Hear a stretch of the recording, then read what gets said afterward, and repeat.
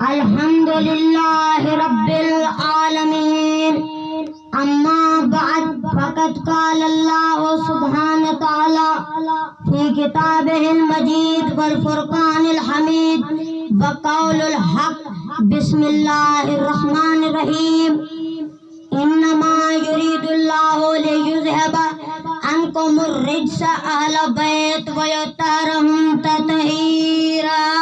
اللہم صلی علی محمد وآلِ محمد۔ اللہ تعالیٰ اپنی پاک کتاب لاریب کتاب قرآن مجید میں سورہ الاحزاب آیت نمبر 33 میں فرماتا ہے انما یرید اللہ لیذہب عنکم الرجس اہل بیت ویطہرکم تطہیرا۔ بسم اللہ۔ اللہ کا بس یہی ارادہ ہے کہ اے اہل بیت رجس کو آپ سے دور رکھے اور اتنا پاک و پاکیزہ رکھے جتنا پاک و پاکیزہ رکھنے کا حق ہے۔ بسم اللہ۔ اتنا پاک و پاکیزہ رکھے جتنا پاک و پاکیزہ رکھنے کا حق ہے۔ اللہ کہتا ہے اے اہل بیت رجس کو آپ سے دور رکھے۔ اللہ کہتا ہے اے اہل بیت رجس کو آپ سے دور رکھے۔ اللہ ایسا نہیں کہتا کہ اے اہل بیت آپ کو رجس سے دور رکھے۔ اللہ کہتا ہے اے اہل بیت رجس کو آپ سے دور رکھے۔ میں جملہ پہنچا نہیں سکا آپ کے ذہنوں تک، میں آپ کو مثال دیتا ہوں۔ مثال کے طور پر یہ ہے رجس اور یہ ہے اہل بیت۔ اللہ اگر کہتا کہ اے اہل بیت میں نے آپ کو رجس سے دور رکھا تو مفہوم یہ نکلتا کہ اہل بیت جانے کی کوشش کریں گے لیکن اللہ روکے گا۔ اللہ ایسا نہیں کہتا ہے اے اہل بیت میں نے رجس کو آپ سے دور رکھا، اس کا مطلب رجس آنے کی کوشش کرے گا وہ اللہ روکے گا۔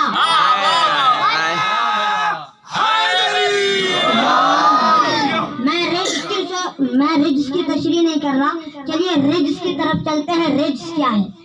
رجس میں کتنے الفاظ ہیں؟ چلو گنو رجس میں کتنے الفاظ ہیں؟ را 1 جیم 2 سین 3 حرفوں پہ مشتمل ہے رجس، 3 الفاظوں پہ مشتمل ہے رجس۔ اب یہ رجس کون کون سی چیزیں ہیں؟ چلیے قرآن سے پوچھتے ہیں، اب آواز بلند تر سلوات۔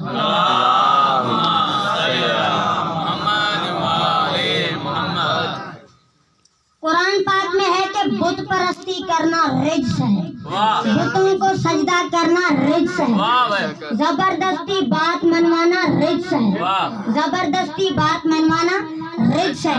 آپ نے دیکھا ہوگا کہ ہمارے تمام مسلمان بھائی کسی صحابہ کا نام لکھتے ہیں تو آگے لکھتے ہیں رضی اللہ تعالی عنہ، اور جب بھی حضرت امام علی کا نام لکھتے ہیں تو آگے لکھتے ہیں کرم اللہ وجہہ، مطلب چہرے پہ اللہ کا کرم۔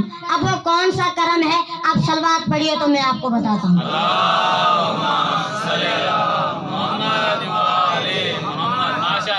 اعلان نبوت سے پہلے تمام صحابہ بتوں کو سجدہ کرتے تھے۔ اعلان نبوت سے پہلے تمام صحابہ بتوں کو سجدہ کرتے تھے، لیکن ہمارے امام علی حضرت علی امیر المومنین نے کبھی بھی اعلان نبوت سے پہلے بتوں کو سجدہ نہیں کیا۔ انہوں نے کبھی بھی اعلان نبوت سے پہلے بتوں کو سجدہ نہیں کیا۔ اب میں آپ کو بتانا چاہتا ہوں کہ حضرت امام علی کب سے تھے۔ شمس تبریزی جو اللہ کے ولی تھے، وہ ایک دن اپنی بارگاہ میں بیٹھے ہوئے تھے، ایک ملنگ کھڑا ہوا، کہنے لگا آقا علی کب سے تھے۔ کب سے کا لفظ آیا، شمس تبریزی کو جلال آیا۔ شمس کہتا ہے تاروں نے ابھی آنکھ نہ کھولی تھی، تاروں نے ابھی آنکھ نہ کھولی تھی، علی تھا، نہ امن کا پیغام تھا، نہ ہولی تھی، علی تھا، نہ گاتا تھا، نہ دعائیں تھی، نہ جھولی تھی، علی تھا، خالق کی زبان کن بھی نہ بولی تھی، علی تھا۔ ملنگ کہتا ہے آقا پھر علی کب سے تھے؟ شمس کہتا ہے پتہ نہیں، نہ یثرب تھا، نہ مکہ، نہ مدینہ، مدینہ تھا، علی تھا، نہ نوح تھا، نہ بھی ان کا سفینہ تھا، علی تھا، نہ عابد نہ عبادت کا کرینہ تھا، علی تھا، اور مر جاؤ نہ مرنا تھا، نہ جینا تھا، علی تھا۔ تیسرا ملنگ کھڑا ہوا کہنے لگا تو کوئی طے بھی کرو، کوئی دسو بھی، کوئی مکو بھی، زمین نہیں تھا، علی تھا، آسمان نہیں تھا، علی تھا، आखिर अली कब से था? शम्स कहता है तुझे बताऊं अली कब से था?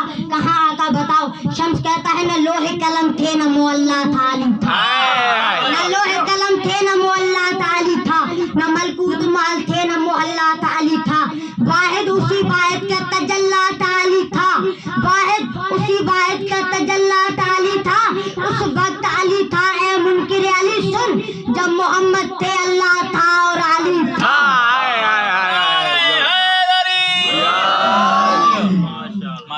अब हम देखेंगे कि अल्लाह ताला के पाक नबी हजरत मोहम्मद मुस्तफ़ा सल्लल्लाहु अलैहि वसल्लम हजरत अली के बारे में क्या कहते हैं, वो क्या कहते हैं। आप सलवात पढ़िए बावाज़ में।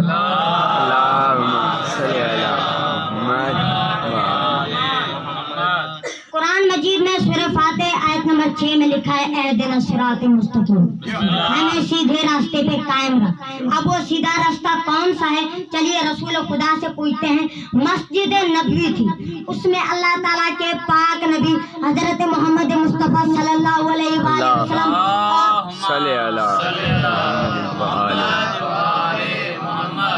और उनके साथ तमाम असहाबा और उनमें हजरत अबू बकर सिद्दीक रजी अल्लाह ताला अन्हु भी शामिल थे। मैं ऐसा कहूँ कि मुसलमानों के अव्वल खलीफा हजरत अबू बकर सिद्दीक रजी अल्लाह ताला अन्हु भी शामिल थे। हजरत अबू बकर खड़े हुए और कहने लगे या रसूलल्लाह ये सिरात मुस्तकीम क्या है? आप सल्लल्लाहु अलैहि वसल्लम ने कहा ऐ अबू बकर बैठ जाओ। थोड़ी देर बाद हजरत अबू बकर फिर उठे और कहने लगे या रसूलल्लाह ये सिरात मुस्तकीम क्या है? आप सल्लल्लाहु अलैहि वसल्लम ने फिर कहा ऐ अबू बकर बैठ जाओ। रवायतों में मिलता है कि 9 मरतबा हजरत अबू बकर उठे और कहते रहे या रसूलल्लाह ये सिरात मुस्तकीम क्या है? और 9 मरतबा आप सल्लल्लाहु अलैहि वसल्लम ने यही कहा ऐ अबू बकर बैठ जाओ।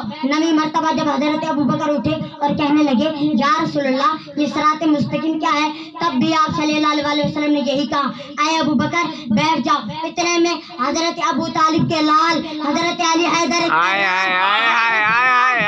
खुदा मस्जिद नबवी के अंदर दाखिल हुए तो आप सल्लल्लाहु अलैहि वसल्लम ने हजरत अबू बकर की तरफ देखा और कहा ऐ अबू बकर। अब पूछो क्या पूछ रहे थे? हजरत अबू बकर खड़े हुए और कहने लगे या रसूलल्लाह ये सिरात मुस्तकीम क्या है? तो अल्लाह ताला के पाक नबी हजरत मोहम्मद मुस्तफ़ा सल्लल्लाहु अलैहि वसल्लम अपनी जगह से उठे और अपने दोनों हाथ आवाज से बाहर निकाल के हजरत अली की तरफ मुड़ के कहते हैं इन्ना हाज़ा सिरात मुस्तकीम, यही है सिरात मुस्तकीम, यही है सीधा रास्ता। बाबा से बुलंदतर सलवात।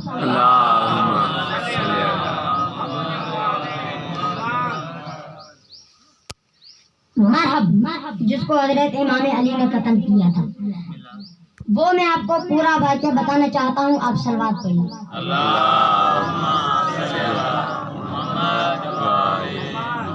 जंगे खैबर चल रही थी, 39 दिन गुजर चुके थे। 39वें दिन रसूल पाक ने फरमाया सुबह में ये झंडा उसको दूंगा जो फातेह खैबर होगा। और सुबह वो झंडा हजरत अली को मिला। हजरत अली किला कमूश में दाखिल हुए। वहाँ पे एक पत्थर में हजरत अली ने वो झंडा गाड़ दिया। मरहब बाहर निकल आया, दोनों आमने सामने हुए। शायर कहता है कि जब रूबरू हुए थे मरहब के इमाम अली, जब रूबरू हुए थे मरहब के इमाम अली, हाँ मौत भी अपने शिकार के यहाँ चली। शायर मरहब के बारे में कहता है खुद अपने आप को मैदान में वो लाया था, मुझे लगता है कि खुदकुशी के लिए मरहब ने हंसकर इमाम अली से कहा, हंस के अली से कहा कि खबर नहीं तुझे, भरी जवानी में मरने का डर नहीं तुझे, तुंद शमशीर से चेहरे हैं बिगाड़े मैंने, मेरे एक आग से कितने हैं पछाड़े मैंने, हजारों सुरमा मट्टी में मिलाए मैंने, शरबत मौत हजारों को पिलाए मैंने, मुझसे जो लड़ते हैं बिल्कुल वो कबर जाते हैं, कई सारे तो सुन के नाम ही डर जाते हैं। हमारे इमाम हजरत अली अमीर अल मोमिनीन क्या जवाब देते हैं मरहब को? कहा अली ने परवाह नहीं सर जाए, कहा अली ने परवाह नहीं सर जाए, तू ऐसा भी नहीं कि अली तुझसे डर जाए। कहा अली ने अब ज्यादा ना बातें फजूल कर, कहता हूँ तुमसे अब भी कि हक को कबूल कर। मरहब क्या कहता है? कहा मरहब ने गुरूर अपना खो नहीं सकता, जो तुम कहते हो वो कभी हो नहीं सकता। हमारे इमाम अली उसको जवाब देते हैं, कहा अली ने नबी के वास्ते मर मिटने को तैयार हूँ मैं, तुझे मालूम है हैदर करार हूँ मैं, तेरी मस्ती का असर आज तुझे चूबेगा, तेरा गुरूर आज तुझे ले डूबेगा। हैदर हूँ फर्जंद अबू तालिब हूँ, तमाम सरकशों पे सुन के कुल्ले गालिब हूँ, तेरी महदूद सी ताकत पे तरस आता है, तेरी उम्र का ये आखिरी बरस जाता है, मरहब वार करता है। शायर लिखता है कि या मरहब ने वार अली ने उसे रोका, एक बार लगे ऐसा ना उसको दिया मौका, एक बार लगे ऐसा ना उसको दिया मौका। मरहब ने किया वार अली ने उसे रोका, एक बार लगे ऐसा ना उसको दिया मौका। मेरे मौला अली की आंखें सुर्ख हो गईं। शायर कहता है आंखें अली की सुर्ख थी, मरहब वहाँ चौका, वो जान गया खुद को हलाकत में है झोंका। सरकश ने कहा वक्त में अब देर नहीं है, तू जान मेरे हाथों तेरी खैर नहीं है। उस वक्त अली ने तैग फिजा संत था छोड़ा, हाथों में थी तैग कलाई को जो मोड़ा। मरहब ने न कोई देखा न पलकों को था जोड़ा, मरहब के साथ अली ने बस तैग को छोड़ा। यूं तैग लगी उसको हैरान सा वो था, यूं तैग लगी उसको हैरान सा वो था, जैसे मुड़ा देखते ही पल में वो दो था।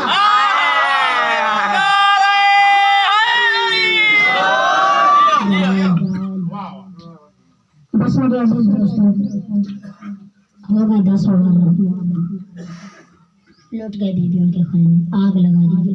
इमाम सज्जाद और बिल्कुल को कैद करके जिंदानी कूफा ले आए और फिर वहाँ से दमिश्क के लिए रवाना हुए।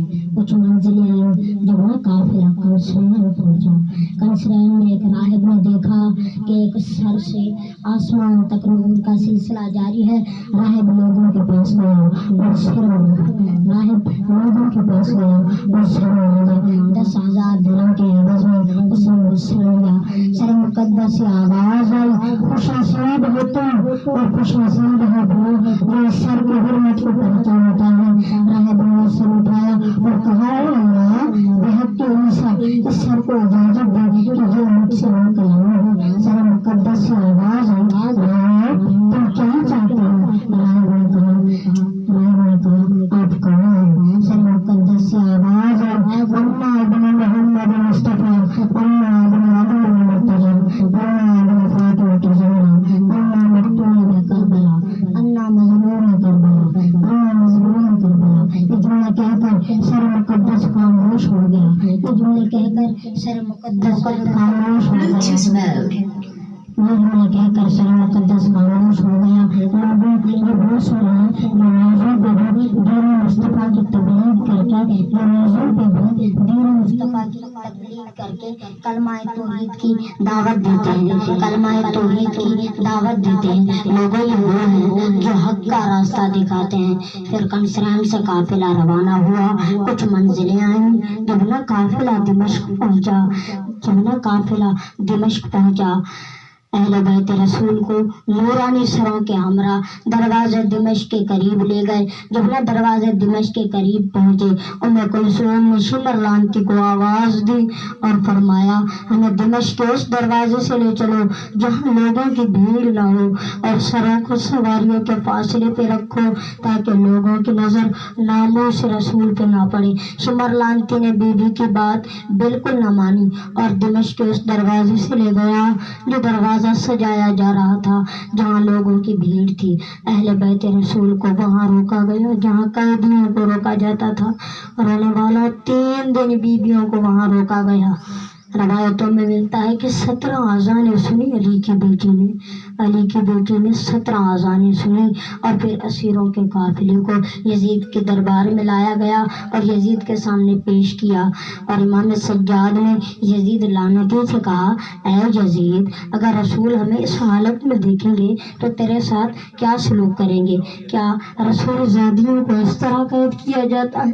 अल्लाह लानतुल्लाह कौम ज़ालिम।